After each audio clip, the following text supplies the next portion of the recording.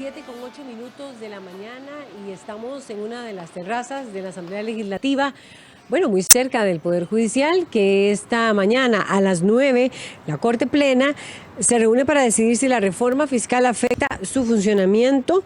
Este lunes trascendió que el Poder Judicial, bueno, por lo menos ayer salió una información en el semanario Universidad de lo que había expresado el anterior presidente de la Corte, Carlos Chinchilla, quien decía que no afectaba su funcionamiento. Pero hubo una respuesta posterior, vamos a ver, fue en 3 de septiembre, bajo la dirección de don Fernando Cruz, cuando el magistrado William Molinari elabora un documento que dice que sí afecta poner topes a los sueldos y atenuar el crecimiento de los incentivos. Esto porque están en camino algunas reformas o cambios, así como se dio recientemente el de reforma procesal laboral o el del Código Civil. Se quieren crear los tribunales contra el crimen organizado y que esto sí afectaría a los incentivos, por ejemplo, que a estos jueces se les fuera a realizar, y otra serie de valoraciones. Son como 5 criterios los que ha emitido del texto o sobre el texto anterior. Sobre el nuevo texto, que es el que fue sometido a un procedimiento de vía rápida, no se ha pronunciado, excepto ahora, que lo va a hacer a las 9 de la mañana.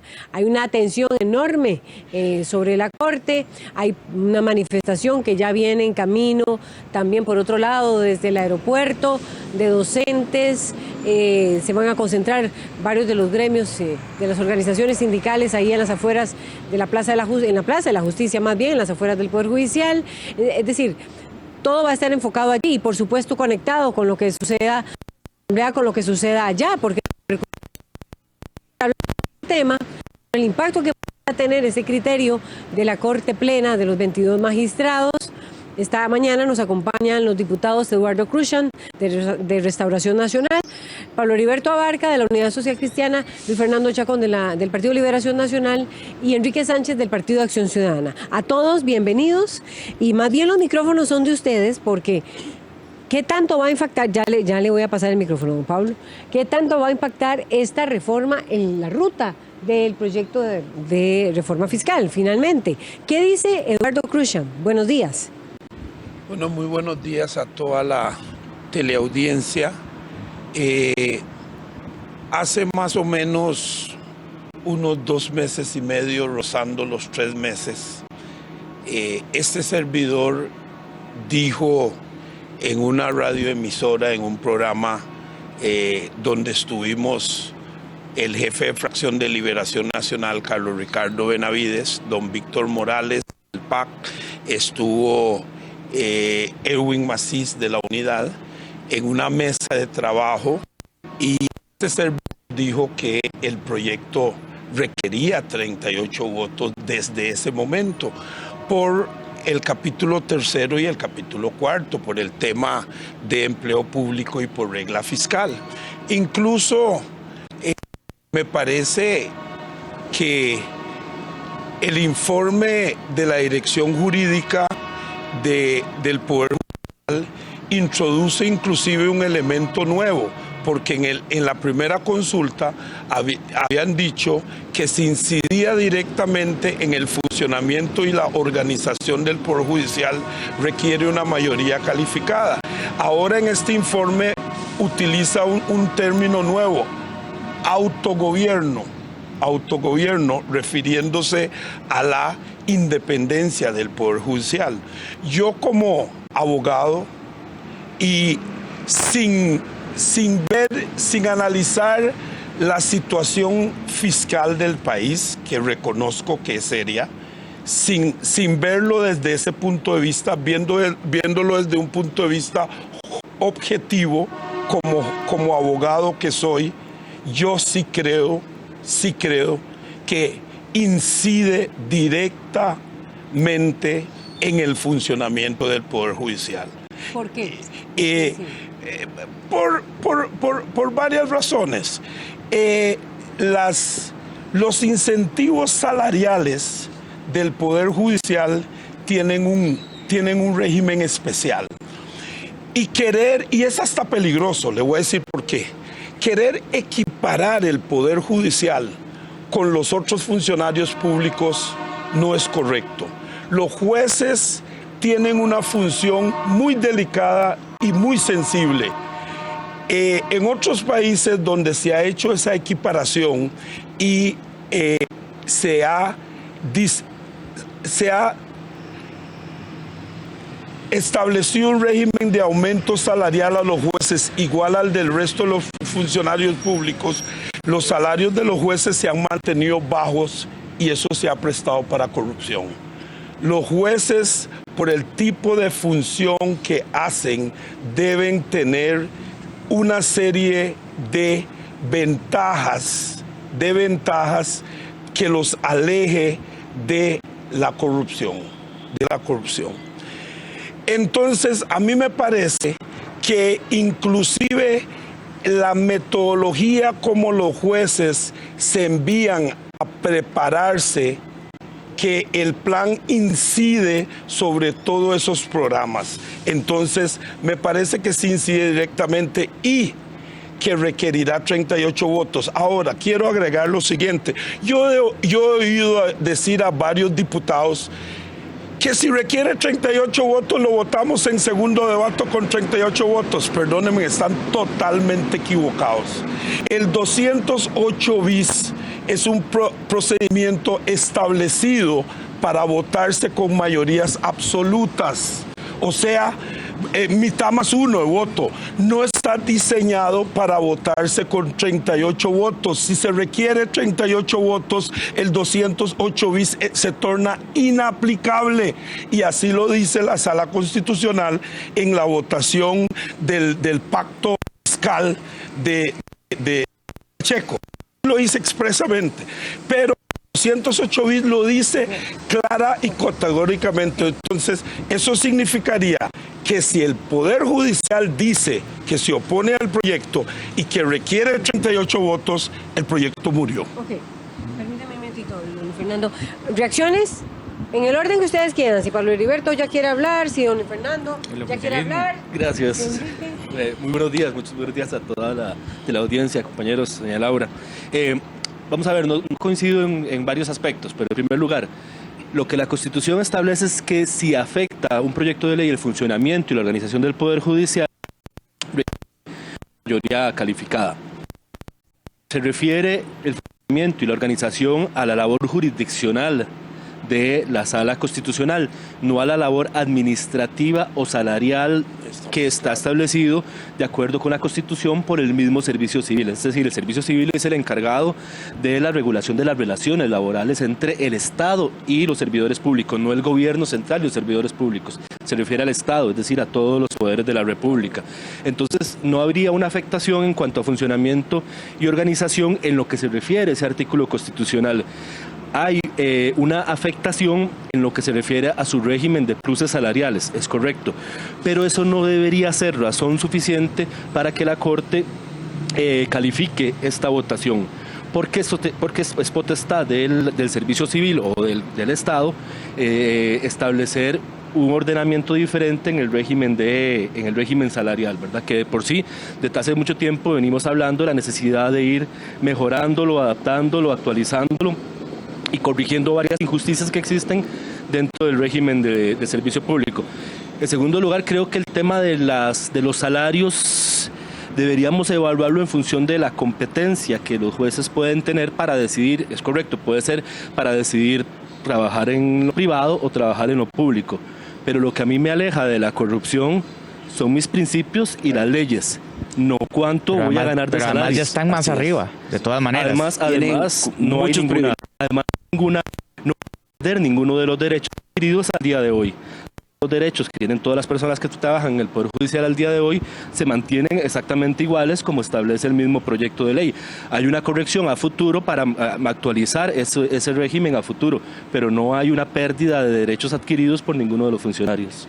Yo quisiera agregar algo en este mismo sentido. Me parece que es incorrecta las apreciaciones del diputado Cruchan, con todo el respeto, porque el sano juicio y la transparencia de un integrante del Poder Judicial no depende, señor diputado, del salario que tiene.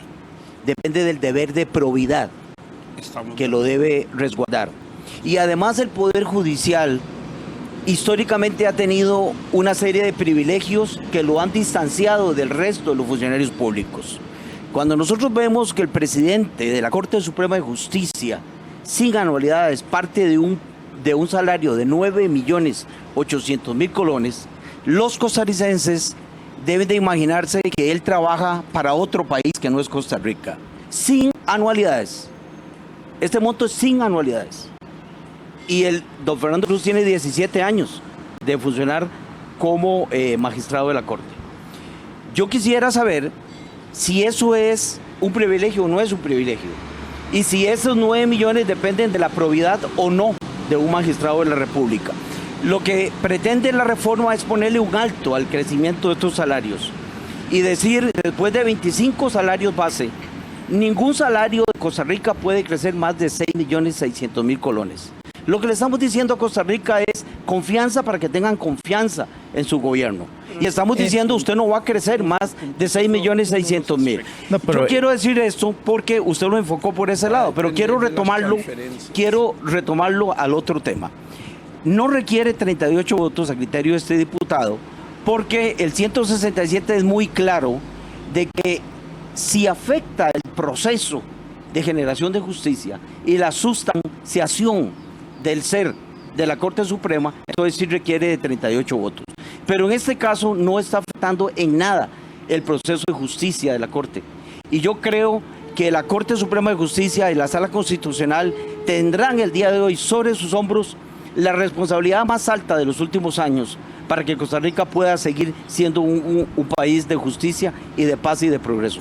Y otra vez, yo nada más quiero recalcar que en el tema y en el capítulo de empleo público no se están cambiando categorías, sino que lo que se está deteniendo es el crecimiento porcentual de algunos de los pluses. Y eso no es en detrimento de que se gane menos, sino que crezca menos o que crezca con menos, digamos, fuerza que como estaba creciendo. No está modificándose ningún escalafón salarial en ninguna de las áreas, ni el Poder Judicial, ni en los maestros, ni en ningún otro lado. Es decir, el capítulo de empleo público, y esto es más información que defensa del proyecto como tal, lo que quiero decir es que hay que entrar a una reforma de empleo público para precisamente hacer esa diferenciación entre la diferencia que sí reconozco que debe haber una diferencia entre un funcionario judicial, no un magistrado, que eso está acotado en los 25 salarios. No, es un juez o un funcionario de alto nivel de la Corte, que no es magistrado, ¿verdad? Sí, de un rango alto, y otro funcionario de otro sector. Y eso no está en el capítulo de empleo público, es de lo que está pendiente y no estamos hablando de este tema. Este capítulo que hoy está en el 20.580, lo único que hace es detener el crecimiento de los pluses, que eso es distinto a decir que vamos a bajarle el salario a un juez o que vamos a cambiarle el salario sustancialmente a funcionarios de alto nivel de cualquier otro ministerio.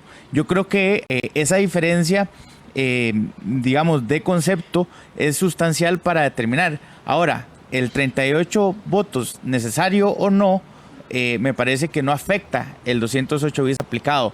La calificación es para el segundo debate y esa calificación en el segundo debate no pone en duda lo que ya se aprobó en primer debate. Es que aquí hay dos discusiones. Una, de si afecta el funcionamiento, que ya dijo don Eduardo Cruzan y he escuchado algunas organizaciones gremiales, por supuesto, a COJU también, que sí afecta. Y ahora les iba a plantear esa pregunta. Y al afectar, requeriría 38 votos. Y otra es la discusión de si el proyecto se devuelve totalmente, porque sería improcedente, es lo que le entiendo a, ¿verdad? Que siga la vía rápida y que solamente se apunta a 38 votos en el segundo debate. Pues ahí dice don Eduardo, es improcedente. Don Eduardo tiene la palabra. Yo ahora voy a hacer la otra pregunta, para ir aclarando a quienes nos van siguiendo por la 101.5 FM y para quienes nos siguen por 13 Costa Rica Televisión. Sí, yo quería aclarar que si usted se va al capítulo de regla fiscal, se da cuenta de que esta regla fiscal va a poner límites presupuestarios, ¿ok? Conforme al Producto Interno Bruto. Va a poner límites. La limitación al presupuesto del Poder Judicial en esos términos va a estar en alguna medida supeditada al Ministerio de Hacienda. O sea, un ministro de turno de Hacienda podría determinar en alguna medida sobre el presupuesto del Poder Judicial. Eso significa que el Poder Ejecutivo podría estar determinando sobre el presupuesto del Poder Judicial. Y eso me parece inclusive hasta que reviste cierta gravedad para la independencia y el funcionamiento adecuado del Poder Judicial. Pero en todo caso, yo creo que nosotros estaremos especulando en uno y en otro sentido. De manera que yo preferiría esperar a las 9 de la mañana o después de las 9, a la hora que tengamos la resolución, pero yo soy del criterio que los jueces dirán que sí incide, porque que jurídicamente, para mí, Eduardo Cruikshank sí incide. Ahora, yo creo que lo que nos corresponderá a nosotros es la segunda parte del asunto. Si dicen que incide y se oponen al proyecto, requerirá de 38 votos. Aquí es donde entramos nosotros como diputados de la República. Para mí, el 208 bis dice expresamente, no hay lugar para interpretación, que el 208 bis solo se aplica para votaciones con mayoría absoluta. No mayoría calificada, mayoría absoluta. Mayoría absoluta quiere decir mitad más uno. Quiere decir mitad más uno. Y si se requiere, si se requiere de 38 votos, el trámite del 208 bis es inaplicable en estas circunstancias. Lo que pasa es que reglamentariamente nos meteríamos en un problema de tramitación severo. Y básicamente diríamos que el reglamento no aplica. Vamos a ver. No aplica. Es que los 29, vamos a ver, la calificación de 38 es para el segundo debate. Lo que haya pasado el primero, ya pasó y está aprobado con 35 votos. En lo que sí coincido es que para arreglar, si la Corte está en desacuerdo, ahí sí se ocupan 38 votos, no para ratificar o no, sino para retrotraerlo de primer debate o para modificar el 208 bis y habilitar una con un día más de 137 o cualquier otra cosa. Ahí sí se ocupa 38. Pero lo que podría hacer la Asamblea Legislativa perfectamente es proseguir, votar, aunque no tenga los 38, y la Corte determinará que es inconstitucional después. No será todas las reformas, serán el artículo tal y tal o el capítulo tal y tal de la totalidad de la reforma. En ese tema, ahí tal vez la diferencia técnica que tenemos es que, para mi juicio, a juicio de este diputado, la calificación de un proyecto de ley no inhibe la aplicación del 208 bis independientemente de la calificación que se le asigne en segundo debate. Es decir, en mi criterio, el 208 bis se puede aplicar y aprobar en primer debate con mayoría absoluta, y después, si la Corte o alguna otra se determina que se quiere o requiere 38 votos, entonces si se tienen, perfecto. Si no se tienen, se aprueba y se irá eliminando cada uno de los que, digamos, de las incompatibilidades con la Constitución o con algún funcionamiento. Una cosa que es clara es que efectivamente estamos en el universo de las opiniones, ¿verdad? Aquí nosotros estamos opinando cada uno lo que su fracción considera que la Corte debería determinar, y que hay dos cosas diferentes. La Corte solamente se pronunciará si se opone al proyecto o no. La constitucionalidad vendrá después, en una consulta facultativa que elabore y demás. Eso vendrá después. En este caso, solamente la posibilidad de calificar, también en mi opinión, la votación para el segundo debate. Habían dos temas en concreto que yo creo que son los que están pesando en este tema. Eduardo los mencionaba ahora. Uno es el régimen salarial, que efectivamente ya discutimos un poco sobre eso, y el otro es el de las transferencias, las limitaciones que contiene la regla fiscal. Yo creo que el Poder Judicial está protegido también constitucionalmente a nivel presupuestario. El artículo 177 de la Constitución establece que el presupuesto del Poder Judicial nunca podrá ser menor del 6%. Y hace mucho tiempo se superó ese monto, se supera todos los años. Entonces, en ese caso no existiría una posibilidad de que el Ejecutivo le restrinja el presupuesto al Poder Judicial. Ya tiene un mínimo establecido por la Constitución y ese mínimo, por supuesto, que es superior a cualquier cosa que estaremos aprobando nosotros dentro de este proyecto. Entonces, yo creo que en cuanto al presupuesto del Poder Judicial, los señores magistrados y magistradas pueden estar tranquilos de que el presupuesto, primero, no se va a reducir y segundo, está garantizado constitucionalmente. Permítame. Pero entonces, ¿qué sucede si la deuda llega a superar el monto que tiene de límite? Es decir, si la deuda del Estado es superior a ese monto establecido, creo que es el 50%, ¿verdad? ¿Qué sucede entonces ahí con los presupuestos de las instituciones? Porque habría que recortarlos. Bueno, ahí yo quisiera opinar sobre eso. Luis Fernando Chacón. Y sobre todo para todos los costarricenses que nos escuchan. Es que eso es lo que tenemos que evitar. Porque precisamente si llegamos a esos niveles, no solo se perjudica el Poder Judicial, se va a perjudicar todo el Estado costarricense. Y ahí ya no depende si soy autónomo o no soy autónomo. Depende del Estado costarricense, que no puede sostener lo que queremos, sino lo que puede sostener. Y me parece que ahí habría una afectación no solo para el Poder Judicial, sino para la Asamblea Legislativa y para el Poder Ejecutivo. Precisamente por eso digo que hoy tenemos una decisión en donde se está jugando el futuro de este país. Y no podemos depender de esta decisión de una estructura que vaya directamente al aspecto de salarios, que es donde lo están enfocando. Yo quisiera que la Corte Plena y posteriormente la Sala Constitucional se refiera precisamente al espíritu del constituyente en el artículo 167. ¿En qué proceso de la sustanciación de la ley se ve afectado? Y no en adivinar si me voy a afectar con mis salarios o no me voy a afectar con mis salarios y con los pluses y con las pensiones que tiene la Corte Suprema de Justicia. Me parece que ahí es donde va a radicar la diferencia en la toma de decisiones. Lo que queremos, en función de la pregunta que usted hacía, Laura, es si la deuda pasa el 50% del Producto Interno Bruto, Costa Rica entra en una crisis financiera en donde definitivamente este país va a entrar en una crisis en donde no solo se va a ver lo que ellos quieren, el autogobierno del Poder Judicial, porque al final los costarricenses preguntamos, ¿de dónde viene el dinero para sustentar el Poder Judicial? De todos los costarricenses. ¿De dónde viene el dinero para sustentar el Poder Legislativo? De todos los costarricenses. ¿De dónde viene el dinero para sustentar todos los proyectos del Poder Ejecutivo? De todos los costarricenses. Si tenemos una crisis financiera y una crisis fiscal, por supuesto que el Estado costarricense se va a ver afectado y sobre todo las clases más de bajos recursos que ya se están viendo afectadas en este momento. Y tal vez ahí es sustancial hacer un poco de énfasis en que hoy el problema que tenemos es que no alcanza el dinero que le entra al Estado para financiar el gasto. Y eso es lo que, sí, el déficit primario es lo que nos tiene en esta situación. Entonces, más allá de que haya un ordenamiento del empleo público que debe ser más profundo, como dije, y que también se aplique una regla fiscal que yo esperaría que no se aplique, ¿verdad? Es sustancial que aprobemos ingresos adicionales al Estado.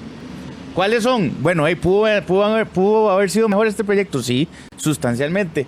A mí me parece un error, y lo digo aquí, lo he dicho millones de veces, a mí me parece un error haber grabado canasta básica. Es un error. Por un acuerdo además un acuerdo político hubiera sido más posible sin eso.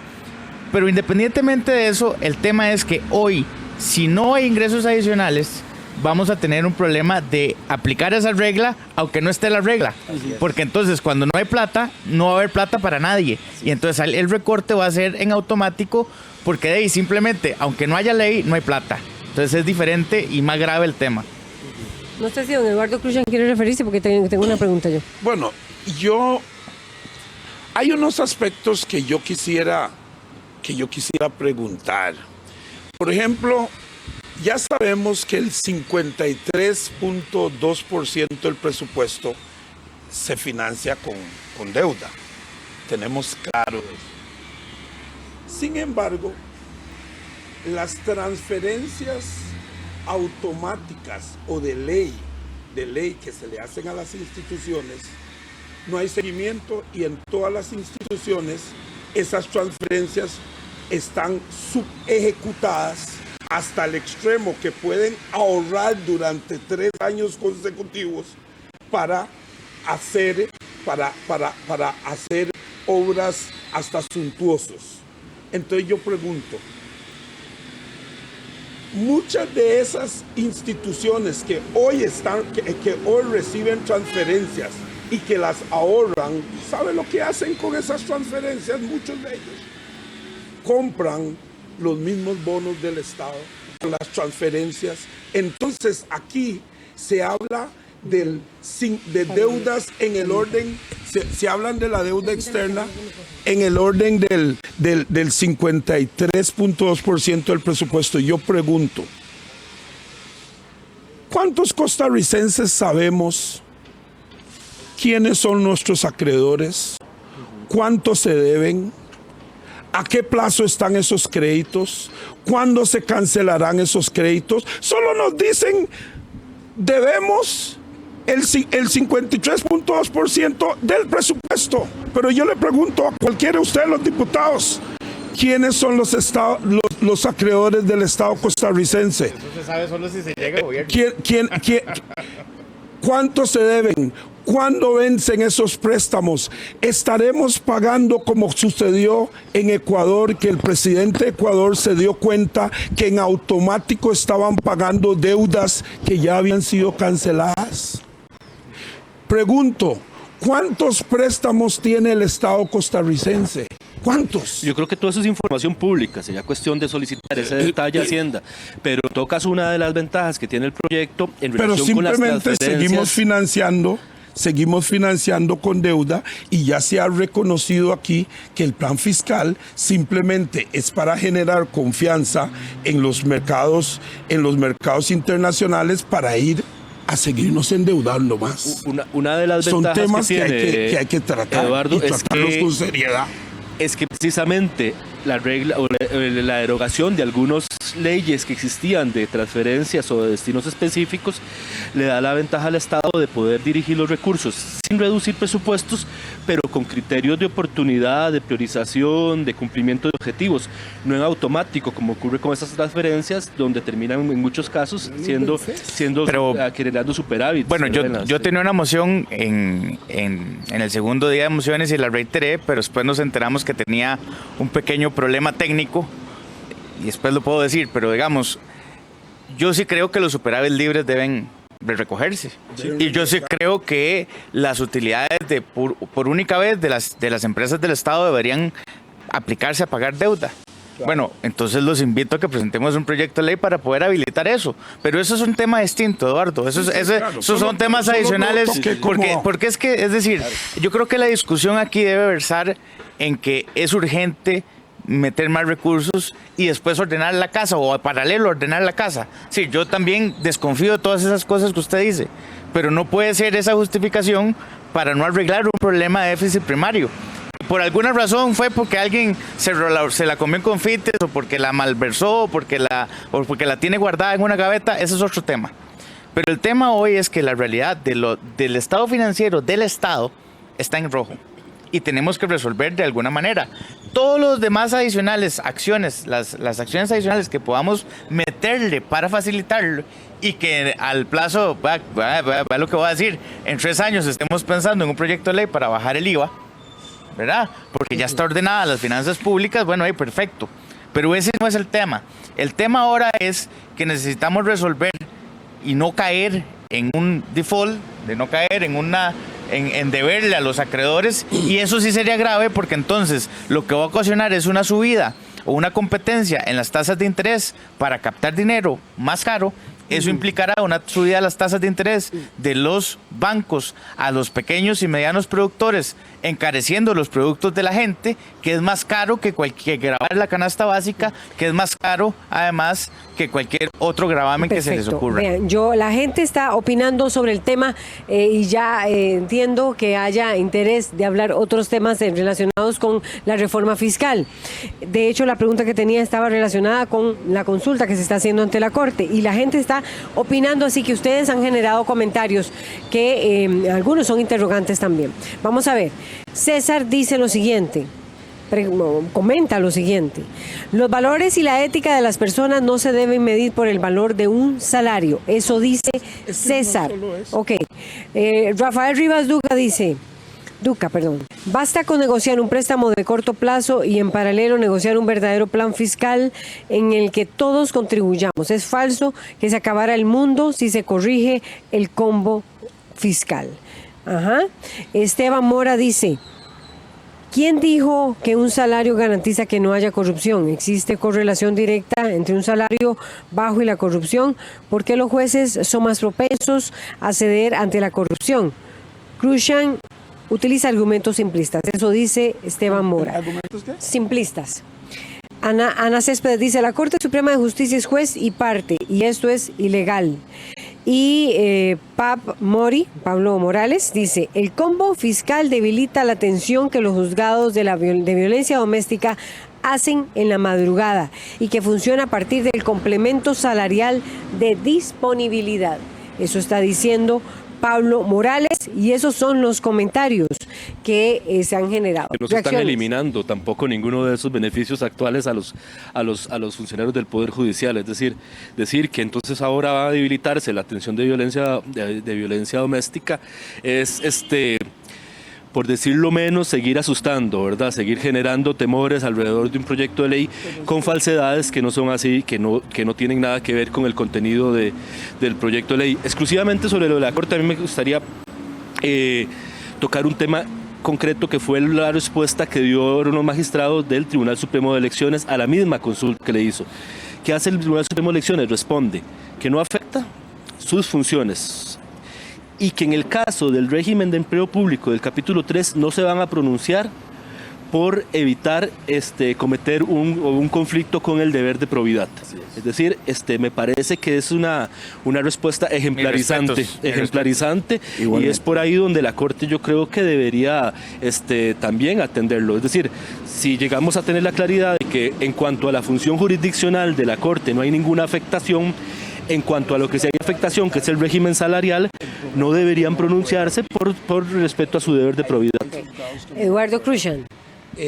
Bueno, yo quisiera decir que yo quiero que la gente entienda que este servidor y Restauración Nacional no somos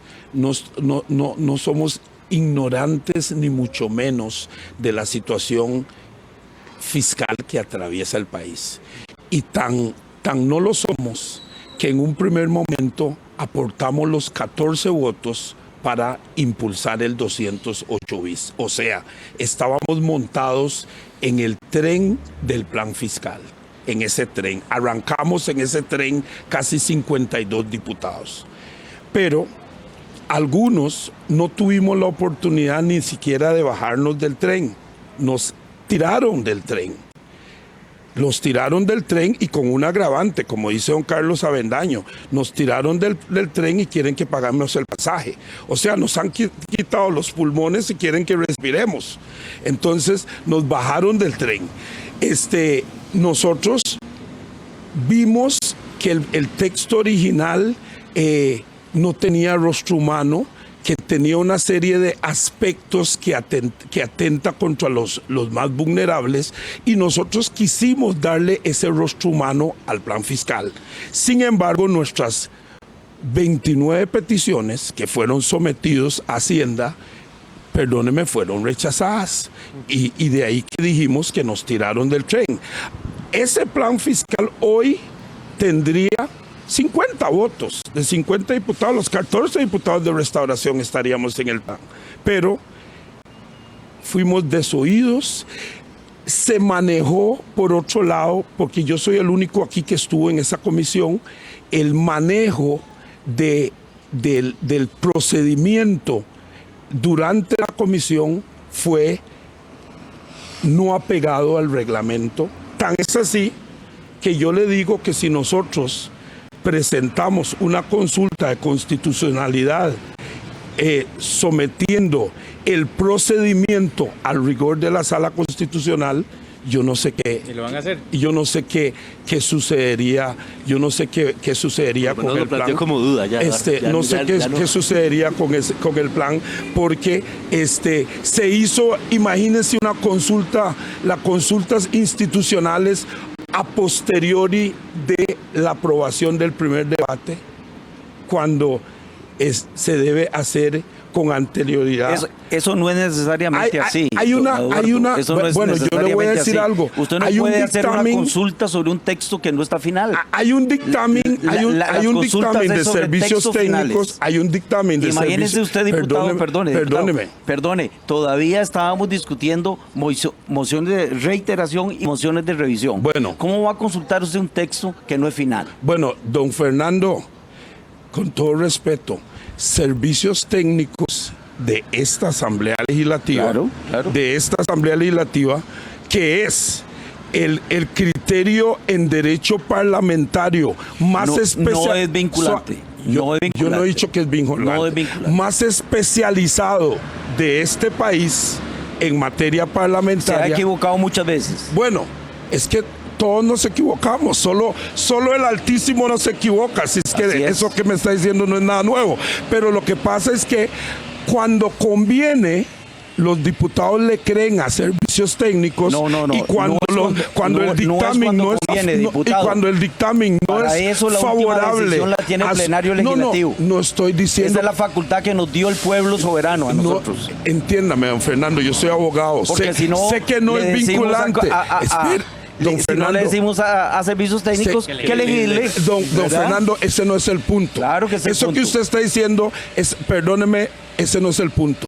Sabemos que los que legislamos somos nosotros, y que no es vinculante, pero servicios técnicos siempre ha servido como el servicio técnico que orienta a los diputados, y siempre han tenido un gran prestigio para esta Asamblea Legislativa. Lo que pasa es que ahora que el dictamen no es favorable a lo que esperaban algunas bancadas, resulta que ahora servicios técnicos pasó a segunda y tercera categoría. Por eso yo soy de impulsar un proyecto, incluso para darle más autonomía a servicios técnicos, para que sea realmente... ¿Usted lo que quiere crear es otra sala cuarta dentro de la Asamblea Legislativa? No, un servicio que realmente sea técnico y que no esté supeditado. Es técnico, ya es técnico. Bueno, pero... Toda la vida ha sido técnico. Sí, pero ¿sabe lo que sucede a veces? ¿Sabe lo que sucede a veces? Más no vinculante. Yo sé que no es vinculante, pero le voy a decir algo. Servicios técnicos aquí en esta asamblea sucede con lo que sucede con los auditores municipales, que tienen la guillotina, tienen la guillotina de los regidores en la nuca. Entonces, en cualquier momento dijo en el plenario, los pueden despedir. Que Servicios Técnicos le había dado una opinión y luego se desdijo. Usted mismo, yo lo escuché. ¿Está en las actas que yo dije eso? No, usted lo dijo en reunión que tuvimos en una sesión que habían hecho una consulta a servicios técnicos verbalmente, y luego cuando llamamos al receso para consultar, usted mismo dijo, me acaban de decir una cosa y luego se desdicen con otra. Pero vea, más allá de resolver si servicios técnicos, porque yo sí coincido a veces, a veces no, lo digo con todas las palabras. Sí hay diputados que utilizan eso de acuerdo a su conveniencia. Y le voy a decir una cosa. Lo que aquí tenemos que revisar es cuál es la vía rápida y cómo hacemos el reglamento de manera tal que tenga aplicabilidad. Vea, en el 208 bis hay un error grave de derecho a enmienda de los diputados, y esto no lo digo en ataque a este proyecto, lo digo en general. Y lo vimos en la tramitación de reiteraciones. Cuando hay una aprobación de un texto sustitutivo o de un capítulo o una moción que le caiga encima a un texto y que cambia el articulado, la moción 138 deja de tener, digamos, alguna aplicabilidad si usted lee el reglamento literalmente. ¿Me explico? Es decir, si la moción del segundo día de mociones 137 de este diputado, la 333, por poner un ejemplo, se refería al artículo 1 y hay un texto sustitutivo aprobado posteriormente y cambia ese artículo 1, pasa a ser el artículo 2, la 138 no tiene ninguna razón de ser. ¿Me explico? Y esas son las cosas que hay que, más bien, tratar de corregir nosotros, de ponernos de acuerdo en cómo podemos hacer que el reglamento evolucione a que no tengamos este tipo de problemas. O bien, que haya una admisibilidad real de las mociones para que no se den este tipo de problemas y entonces no tengamos estos vicios de procedimiento que sí podrían tener en problemas al proyecto. O sea, yo creo que lo que hay que, más allá de ir a una discusión... ¿Sala constitucional? Claro. No, y más allá de lo por que... los vicios que está señalando, por lo que considera hay vicios, pues está señalando Eduardo Cruzan. O sea, Por eso, pero digamos, no, eso es independiente de lo que diga de lo que servicios estaba- técnicos. O sea, Sí, el tema es de no es cómo podemos vinculante. resolverlo y cómo podemos hacer un reglamento que sea aplicable. Y esa es la labor verdadera. El punto es que está en la hoguera, es decir, está en el centro en la reforma fiscal. Y ustedes mismos tienen diferencias sobre qué pasaría si la Corte en este momento dijera requiere 38 votos. Para don Eduardo Cruzan dice, corre de nuevo. Para el resto de legisladores de las distintas del PUSC, de Liberación, del Partido de Acción Ciudadana, es para el segundo debate. Ya ahí hay diferencias. ¿Cómo se podría corregir No, esto? pero es que hay una diferencia. Vamos a ver, la consulta de la Corte es para saber si hay una afectación, Correcto. ¿verdad? Y si hay una afectación requerirá 38 votos de cualquier manera. Pero en la consulta de la Sala Constitucional, en la que hay que hacer, ahí es donde se va a calificar Correcto. verdaderamente para saber si hay vicios, Pero sobre si se todo el retrotrae procedimiento, no solamente si se sobre retrotrae eso en particular. general. Es decir, Pero son mi dos temas consulta distintos. es, ¿qué pasa ahora cuando venga de la consulta? ¿Qué va a pasar? Cuando venga de la Corte, si hay una calificación por parte de la Corte, tenemos que votar el segundo debate con 38, 38. votos. Pero don Eduardo dijo ahora que se viene devuelve a el proceso comisión. de la sala. Bueno, Bueno, por eso. mi criterio es que el 208 bis es claro. Lean el 208 bis, dice que está establecido para proyectos que requieren de una mayoría absoluta, o sea, no para proyectos de votación calificada. Bueno, pero entonces perdimos el tiempo desde el día 1. Por supuesto. Pero ustedes votaron ese 208 No, bis. porque vea, que no estamos de acuerdo, porque se insistió en que el proyecto iba a requerir 29 votos, pero desde el momento que se diga que el proyecto requiere 38 votos, perdimos el tiempo. Bueno, ahí para esa es la el diferencia que tenemos. 208 Esa es la es diferencia. Esa es la diferencia. Ese es el Esa es tema la que diferencia se de tendrá que criterio. resolver. Mire esa Exactamente. Pero Es la gran pregunta, porque ya ustedes siguen generando más comentarios. Compañeros, revisen el voto de la Sala Constitucional en cuanto al 208 bis del el voto con relación al pacto fiscal de Abel Pacheco. el de Don Abel era agresivísimo. Bueno, no, pero Era muy agresivo. estoy hablando de la parte del 208 bis. El de Don Abel era una reforma fiscal. 200, aparte de que el reglamento se basta en sí mismo, dice que que este procedimiento es para el trámite de proyectos que requieren mayoría absoluta. Y en el voto del 2012 de la Sala Mayoría Constitucional, absoluta. en el voto del 2012 de la Sala Constitucional valida el Sánchez. uso del 208 bis para la reforma fiscal de doña Laura, que se cayó por un vicio de procedimiento que no tenía nada que ver con la aplicación del 208 bis. Es decir, es que esos temas también en la sala siempre puede haber cambios de criterios. Si la Corte ha cambiado de criterio sobre la afectación o no de esta reforma en un año, en 3 ocasiones ya, en lo Así que es. llevamos de marzo a hoy, en 3 ocasiones ha cambiado, en la sala puede ocurrir muchas Ok. cosas, ¿verdad? Pero Como- en el buen derecho, creo yo, que eso es lo que debería ocurrir. Yo lo que sí les puedo decir a ustedes, y lo dije en mi votación, Para leer los comentarios. en mi discurso, cuando justifiqué por qué votaba en contra del plan fiscal, aquí hay 14 votos de Restauración Nacional para impulsar por la vía ordinaria, como hemos hecho con otros proyectos, por la vía ordinaria, un plan fiscal que sea justo, que sea equilibrado y que en alguna medida recoja el criterio de la mayoría de los costarricenses. Un plan fiscal que traiga paz a Costa Rica y que no divida a los costarricenses.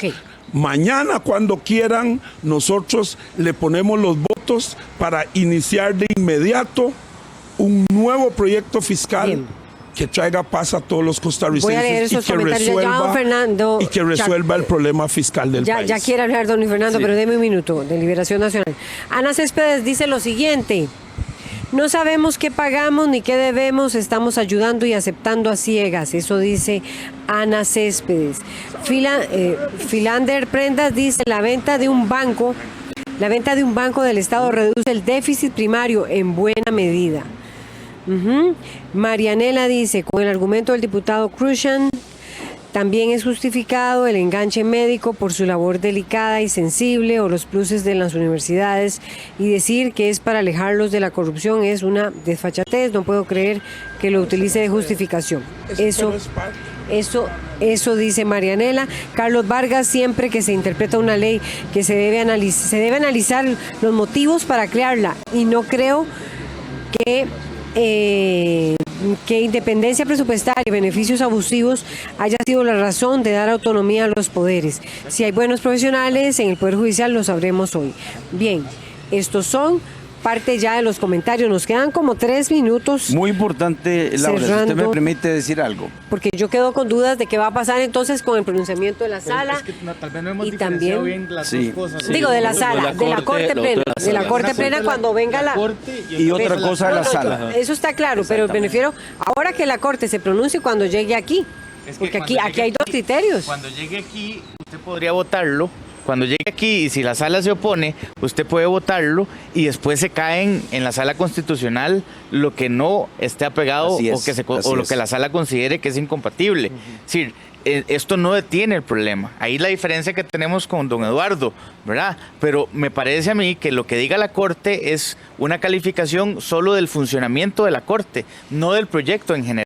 Ya la sala, si determina un vicio de procedimiento, ahí sí tendremos que ver si se retrotrae a primer debate o si se va a comisión. Esa es otra cosa. Pero hoy lo que está indeterminado, o sea, lo que estamos esperando es saber si la Corte determina que tiene una afectación, y eso requeriría 38. No detiene el procedimiento, ni detiene la votación. Podría votarse con mayoría absoluta o con los que estén, pero ya eso es, ya digamos, la aplicación de la ley ya estará supeditada a lo que diga la sala. Aunque se haya votado en primer debate no con los 38. Ese es mi criterio. Así es.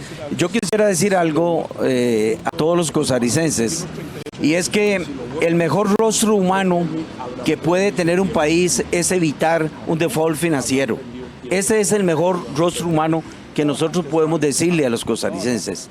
Si nosotros queremos que el rostro humano se mantenga en todos los costarricenses, debemos evitar una crisis financiera en este país. Después del 50% del PIB entramos en esa crisis y estamos muy cerca. Hoy estamos llamados a tener una corrección urgente. Eso no implica que sea la mejor. Todavía necesitamos meter orden en la casa, necesitamos poner orden en este país, y eso sí va a generar un rostro humano para todas y todos los costarricenses. Quería, reaccionarle a Eduardo en ese sentido sobre el proyecto y la justicia del proyecto de ley. Enrique Sánchez. A que lo revisemos a la luz del informe del Instituto de Investigaciones Económicas de la Universidad de Costa Rica, para ya no basarnos tal vez en las opiniones que podemos tener diferentes sobre algunos temas. Va a haber 18,000 personas más pobres. No, lo que dice el informe es que el proyecto es como un todo progresivo, sí, que claro, el 80% de los nuevos impuestos las van a pagar las personas de mayores ingresos y las empresas, y el 20% de los nuevos ingresos entre los deciles de menores ingresos. Lo que dice sobre las personas en pobreza son 18,000 personas que oscilan en la línea de pobreza y que con esta reforma pueden caer. Pero también lo dijo el director del instituto: si no hay reforma fiscal no serán 18,000, serán muchísimos miles más. porque podemos revivir la escena de los años 80, cuando los índices de pobreza del país pasaron de un 30% a un 54%. Estamos hablando de más de 1 millón de personas que bajaron sobre la línea de pobreza en ese periodo. Entonces sí, hay 18.000 personas en las que por supuesto hay que hacer medidas de compensación para evitar que caigan en pobreza. Una pregunta que queda pendiente aquí es, si digamos en el peor escenario que esto no funcione, entonces ¿cuál es la mejor medida? ¿Vamos con proyectos individuales por capítulos de esta reforma o por una reforma integral? Esa pregunta es la que queda picando. Yo creo en proyectos, es importantísimo. Yo creo en proyectos individuales, porque hay proyectos. ¿Cuál primero? Me parece que el primero debería ser IVA y que el último debería ser empleo público. Ok. Bueno, se acabó el tiempo. Y le vamos a agradecer de verdad a los diputados que nos acompañaron esta mañana, a Pablo Heriberto Vargas de la Unidad Social Cristiana, a Luis Fernando Chacón del Partido Liberación, a Eduardo Cruzan del Partido Restauración y a Enrique Sánchez del Partido Acción Ciudadana, y a ustedes también por acompañarnos. Tenemos que regresar al estudio principal para despedir.